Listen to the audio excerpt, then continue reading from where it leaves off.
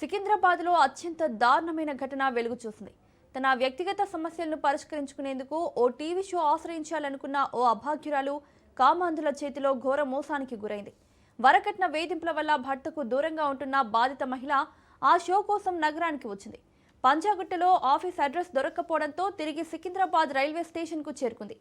అక్కడ ఆమెను గమనించిన ఓ వ్యక్తి తాను బతుకు జట్కా బండి కార్యక్రమానికి తీసుకెళ్తానని నమ్మించి రాణిగంజ్లోని హైదరీ కాంప్లెక్స్ కు తీసుకెళ్లాడు. అక్కడ మరొకరితో కలిసి ఆ మహిళపై దారుణంగా అత్యాచారానికి ఒడిగట్టారు. బాధితురాలి ఫిర్యాదుతో రంగంలోకి దిగిన మహంకాళి పోలీసులు కేసు నమోదు చేసి నిందితుల్లో ఒకరిని అదుపులోకి తీసుకుని విచారిస్తున్నారు.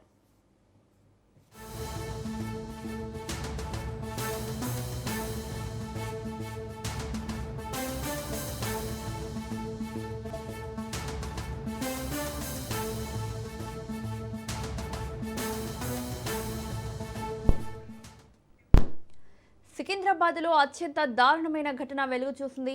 తన వ్యక్తిగత సమస్యలను పరిష్కరించుకునేందుకు ఓ టీవీ షో ఆశ్రయించాలనుకున్న ఓ అభాగ్యురాలు కామాంధుల చేతిలో ఘోర మోసానికి గురైంది. వరకట్న వేధింపుల వల్ల భర్తకు దూరంగా ఉంటున్న బాధిత మహిళ ఆ షో కోసం నగరానికి వచ్చింది. పంజాగుట్ట ఆఫీస్ అడ్రస్ దొరక్కపోవడంతో తిరిగి సికింద్రాబాద్ రైల్వే స్టేషన్కు చేరుకుంది. అక్కడ ఆమెను గమనించిన ఓ వ్యక్తి తాను బతుకు జట్కా బండి కార్యక్రమానికి తీసుకెళ్తానని నమ్మించి రాణిగంజ్లోని హైదరీ కాంప్లెక్స్ కు తీసుకెళ్లాడు. అక్కడ మరొకరితో కలిసి ఆ మహిళపై దారుణంగా అత్యాచారానికి ఒడిగట్టారు. బాధితురాలి ఫిర్యాదుతో రంగంలోకి దిగిన మహంకాళి పోలీసులు కేసు నమోదు చేసి నిందితుల్లో ఒకరిని అదుపులోకి తీసుకుని విచారిస్తున్నారు.